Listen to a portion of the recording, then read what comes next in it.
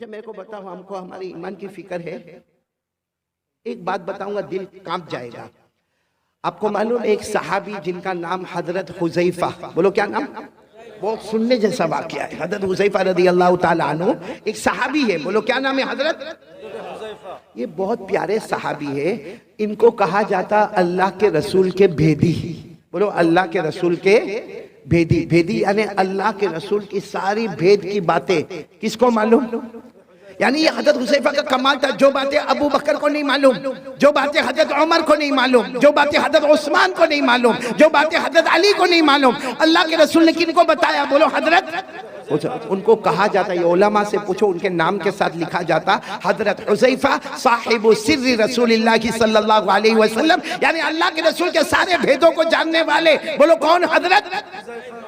एक मर्तबा क्या हुआ मालूम? हजरत हुज़ैफा को अल्लाह के रसूल बुलाए और कहा कयामत तक आने वाले उनके नाम लिख दो जिनकी जुबान पर कलमा होगा, दिल में कलमा नहीं होगा, जिसको मुनाफिक कहते हैं। क्या कहते हैं?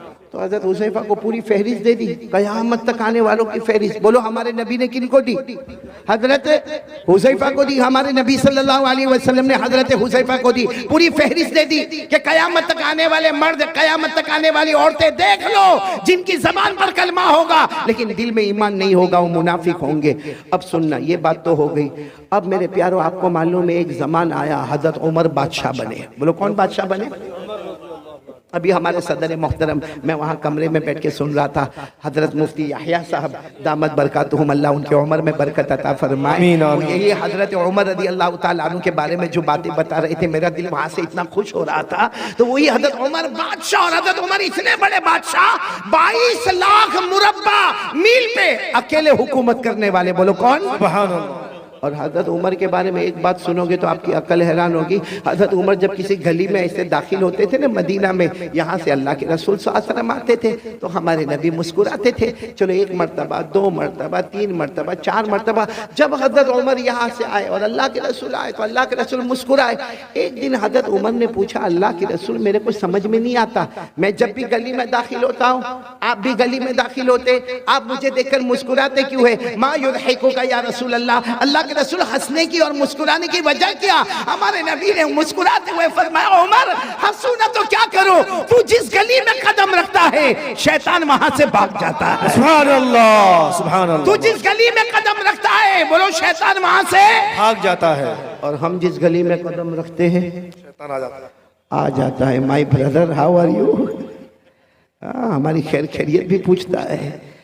तो अब सुनना, हजरत उमर बादशाह बन गए। बोलो अमीरुल मोमिनीन। कौन? हजरत उमर। अच्छा, मदीने पाक में किसी का सुनने जैसी बात है, ईमान कितना जरूरी है। मदीने पाक में किसी का इंतकाल हुआ। बोलो मदीने पाक में किसी का इंतकाल हुआ, और वहां कायदा था कि जब इंतकाल हो जाए, बिल्कुल जनाजा तैयार हो जाए, तो ऐलान करने वाला ऐलान करता, अमीरुल मोमिनीन उमर रज़ी अल्लाह ताला अन्हु तशरीफ लाइए और आके जनाजे की नमाज पढ़ाइए। अब वो जनाजा तैयार हो गया, ऐलान हुआ कि अमीरुल मोमिनीन आप अपने कमरे में हैं, जनाजा तैयार है, सफे लग गई है, आप आइए और जनाजे की नमाज पढ़ाइए। हजरत उमर रज़ी अल्लाह ताला अन्हु अपनी चादर को समेटकर अपने कमरे से निकले, नमाज पढ़ाने के लिए निकले।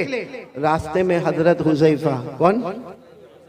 हुज़ैफा धीरे से कहते हैं, अमीरुल मोमिनीन, अमीरुल मोमिनीन इधर आओ ना, इधर आओ। हजरत उमर गए वहाँ पर, क्या हुआ? कहा मत जनाजे की नमाज पढ़ाओ, ये मोमिन नहीं है, मुनाफिक है।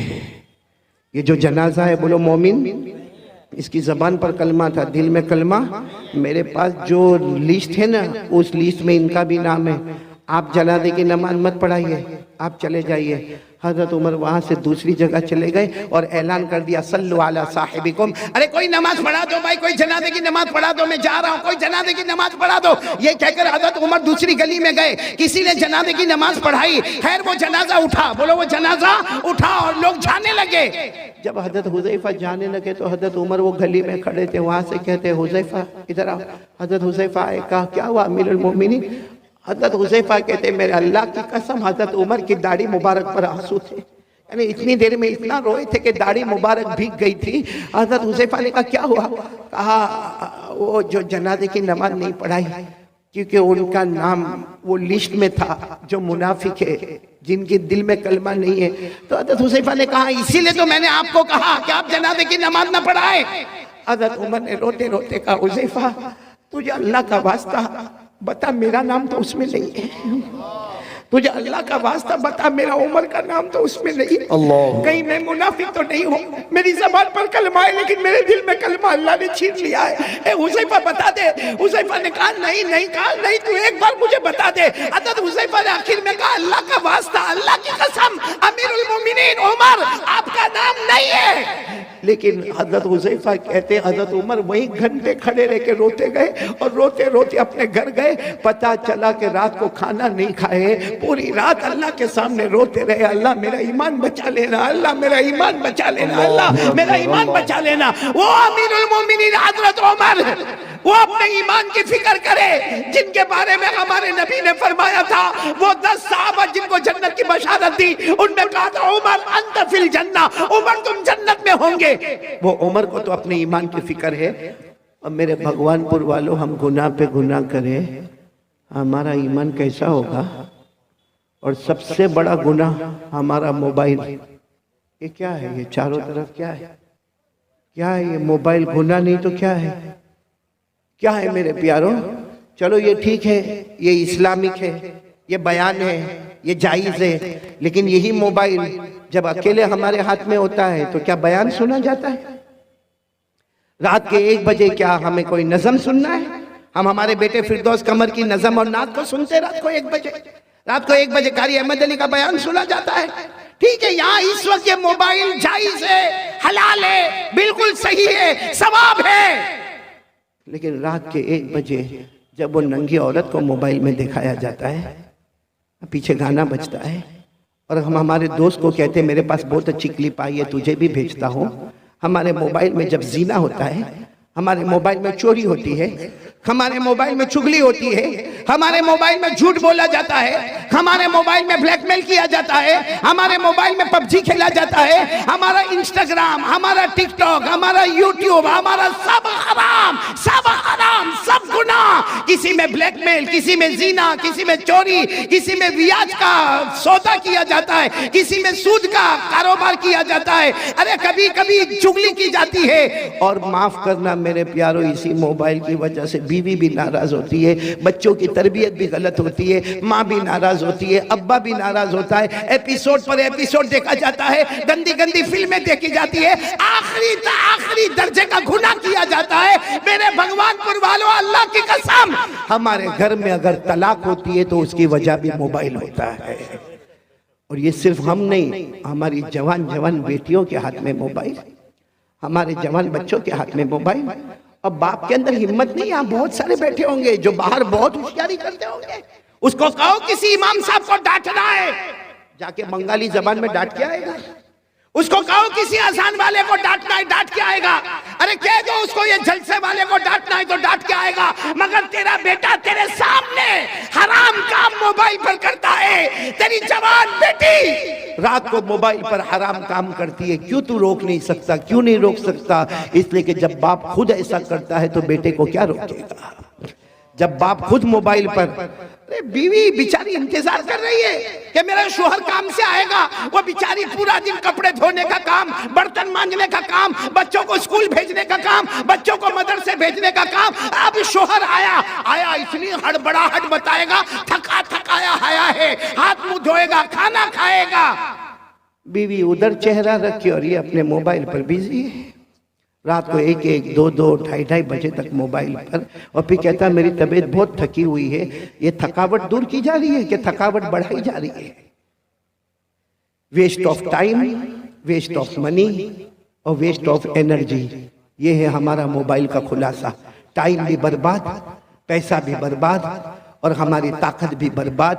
ये मोबाइल के आने के बाद बेटे फिरदौस, मैं कसम खाकर कहूंगा हमारे भगवानपुर के जवानों, जवानी में कदम रखने से पहले बुढ़ापा हमारे पास आ गया है। अभी हमने जवानी में कदम नहीं रखा है। और अगर कोई मुझे पूछे असल जवानी की उम्र कौन सी है, हाफिज इब्ने हजर अस्कलानी रहमतुल्लाह अलैह जो बुखारी शरीफ की गाइड लिखते हैं, वो लिखते हैं कि जन्नत में सबकी उम्र होगी 32। कितनी होगी? 32। इसका मतलब असल जवानी शुरू होती है 32 से 40। बोलो 32 से 40। या तो 22 में कमर दुखती है, पाँव दुखते हैं, लड़खड़ाते हुए चलता है। क्यों? क्योंकि गुनाह गुनाह गुनाह करके। मेरे प्यारो एक बात बताओ, आप नाराज तो नहीं ना? सुनेंगे ना मेरी बात? हम गुनाह करते हैं, सच बताना, हम गुनाह करते हैं, गुनाह करते हैं। कभी हमने ये सोचा कि अल्लाह ने जहन्नम भी बनाई है?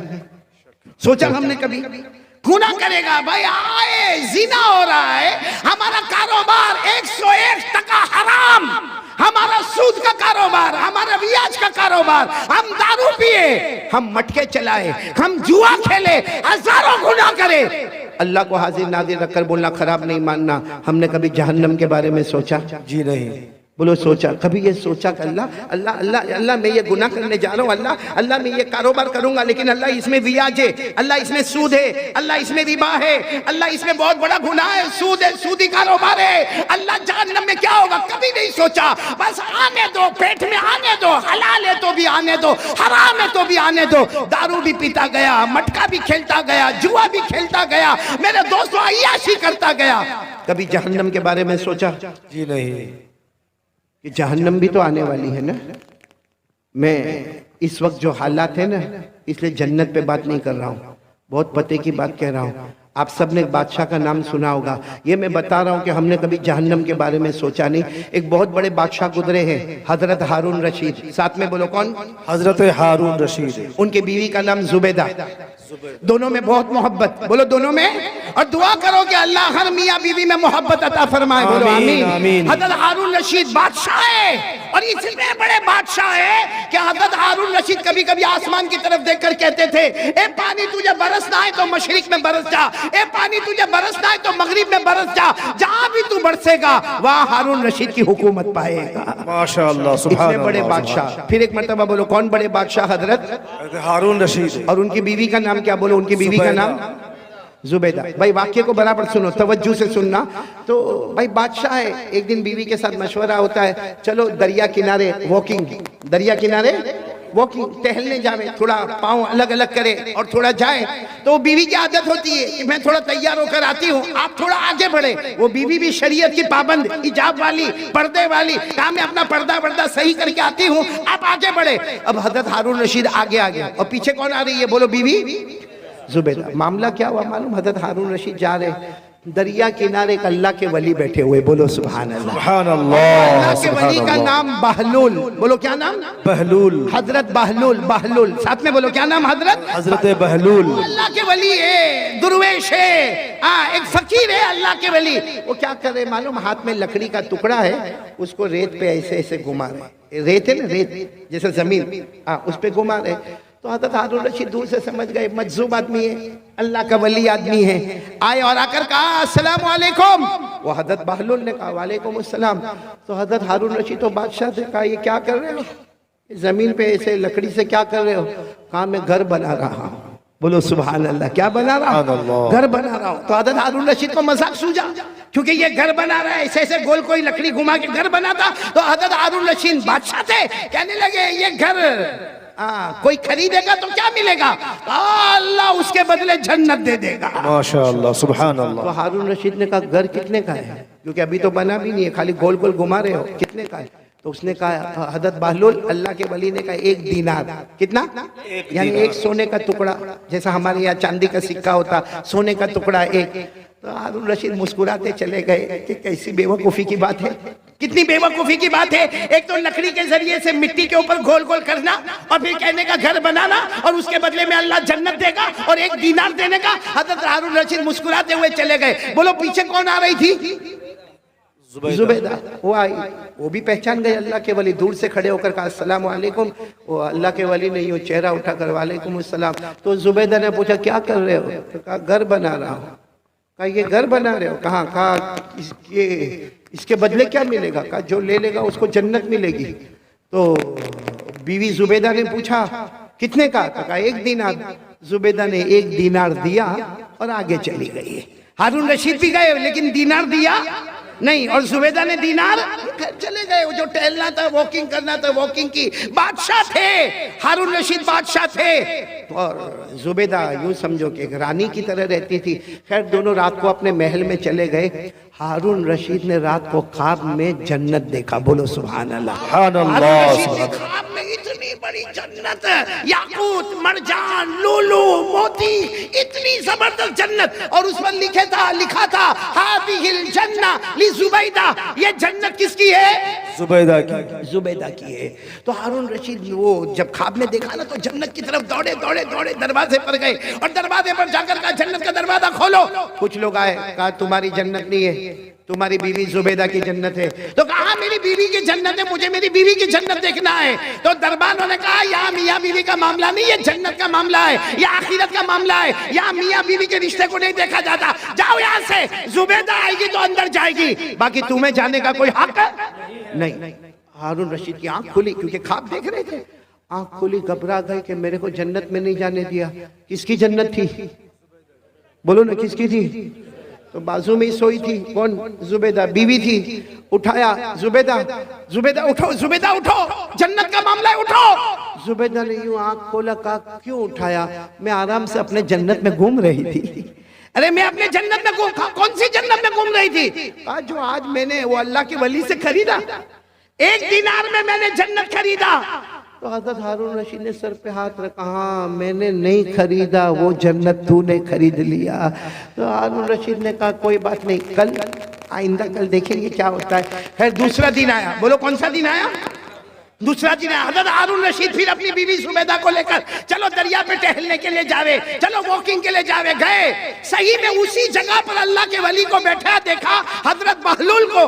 वही लकड़ी है और वही क्या कर रहे, मिट्टी पर घुमा रहे। हजरत हारून रशीद आज तो बहुत अदब से गए, कहा अस्सलाम वालेकुम। कहा वालेकुम अस्सलाम। कहा क्या कर रहे हो? वो हजरत बहलूल ने कहा घर बना रहा हूँ। कहा क्या होगा? कहा जो खरीदेगा अल्लाह उसको जन्नत देगा, जो खरीदेगा अल्लाह उसको जन्नत देगा। तो हारून रशीद खुश हो गए कि चलो आज भी मामला हल हो जाएगा। कहा इसकी कीमत क्या है? कहा तुम्हारी पूरी बादशाहत, जितनी तुम्हारी बादशाहत है, मशरिक में, मगरिब में, शमाल में, जनूब में, जहां जहां तुम्हारी हुकूमत है, सब हुकूमत मुझे दे दो, ये जन्नत मिलेगी। तो हारून रशीद को ऐसी बादशाह थोड़ी दे दे। हारून रशीद गुस्से हुए और गुस्से होकर कहा कल तो इसकी कीमत 1 दीनार थी भाई, कल यस्टरडे इसकी कीमत 1 दीनार, आज पूरी बादशाह। कहा कल तुमने इसका चमत्कार नहीं देखा था, इसलिए उसकी कीमत 1 दीनार थी। अब तो जन्नत देख के आए हो और तुमको अंदर भी जाने नहीं दिया, तुमको ढकेल के बाहर निकाल दिया। तो जब बगैर देखे तुम आते, बगैर देखे आते तो 1 दीनार, अब देख लिया है तो उसकी अहमियत बढ़ गई, अब पूरी बादशाहत देनी होगी। ये कहकर हजरत बहलूल चले गए, हारून रशीद वापस आ गए। लेकिन मेरे दोस्तों, उलमाए किराम ने लिखा कि जन्नत देखा तो उसका इंपॉर्टेंस सामने आया। भाई जन्नत देखा और देखा कि हटा दिया गया तो इंपॉर्टेंस आया कि कल जाना पड़ेगा। मेरे प्यारों, हम मोबाइल पर इतना गुनाह करते हैं क्योंकि हमने कभी जहन्नम को देखा नहीं है और जहन्नम के बारे में सोचा भी नहीं है। काश मेरे प्यारों, मैं आपसे हाथ जोड़कर कहता हूँ मत मोबाइल पे गुनाह करो, हमारे बच्चे गलत रास्ते पर चले जाएंगे। आज बाप अगर नंगी औरत को नाचता हुआ देखेगा, मैं कसम खाकर कहता हूँ वो दिन ना आवे कि हमारी बेटी के साथ कोई ऐसा मामला हो जाए, हमारे बेटे के साथ ऐसा कोई मामला हो जाए। मेरे दोस्तों, अल्लाह के वास्ते जहन्नम से डरो। अब ये वो जमाना आ गया है मेरे प्यारों, वो जमाना आ गया कि कयामत हमारे करीब से करीब आ रही है। और मेरे प्यारों, जहन्नम इतनी खतरनाक, अल्लाह की कसम, जहन्नम इतनी खतरनाक है कि जब कयामत में अगर अल्लाह ने हमारे बारे में जहन्नम का फैसला किया ना, तो अल्लाह पूछेंगे चल तू नहीं कुछ देता है तो जहन्नम से बचा लो। तो कहेगा अल्लाह मेरे बच्चों को ले ले, डाल दे जहन्नम में। अल्लाह मेरी बीवी को ले ले, डाल दे जहन्नम। अल्लाह मेरे भाई को ले ले, मेरा भाई, हमें भाई भाई बहुत करता था लेकिन अब ले ले जहन्नम में ले ले, लेकिन मेरे को छोड़ दे। अल्लाह मेरी औलाद ले ले, मेरी बीवी ले ले, मेरा भाई ले ले, अल्लाह मेरा पूरा खानदान ले ले, मगर मेरे को ये भड़कती जहन्नम से बचा ले। अल्लाह इसका धुआं बहुत खतरनाक है, अल्लाह इसकी आग बहुत खतरनाक है, अल्लाह बचा ले। अल्लाह उस वक्त कहेंगे कभी नहीं, ये जहन्नम में तुझे जाना पड़ेगा, क्योंकि तेरी वजह से तेरे पूरे घर वालों ने गुनाह किया था। अल्लाह मेरी और आपकी हिफाजत। अच्छा, ये जो मैंने आपको कहा ना, ये मैं नहीं कहता हूँ भाई, मेरे को क्या हक ये सब बोलने का? कुरान में लिखा। बोलो किस में लिखा? मैं आपको हवाला दे रहा हूँ, पारा नंबर 29। बोलो पारा नंबर, सूरे मारिज, सूरत का नाम भी दे रहा हूँ। बोलो सूरे, खुद पढ़कर भी बताता हूँ। वला यसअलु हमीमुन हमीमा युबस्सरूनहुम यवद्दुल मुजरिमु लौ यफ्तदी मिन आज़ाबि यौमिइज़िन बिबनी व साहिबतिही व अखी व फसीलतिही अल्लती तुवी व मन फिल अर्दि जमीआ थुम्मा युनजी कल्ला इन्नहा लज़ा नज़्ज़ाअतन लिश्शवा तदउ मन अदबर व तवल्ला व जमअ फअवा। मेरे प्यारों, कयामत में कहेगा अल्लाह मेरी औलाद को मेरे बदले जहन्नम में डाल दे, अल्लाह मेरी बीवी को डाल दे, अल्लाह मेरे बच्चों को डाल दे, अल्लाह मेरे भाइयों को डाल दे, अल्लाह जमीन में जिसको चाहे उठा के डाल दे, मगर मुझे जहन्नम से बचा ले। मैंने देखा नहीं था, आज देख लिया। अल्लाह कहेंगे तेरी वजह से तो सारा गुनाह था, सबसे पहले तुझे जहन्नम में डालूंगा। इसलिए मेरे प्यारों, आज मेरी पहली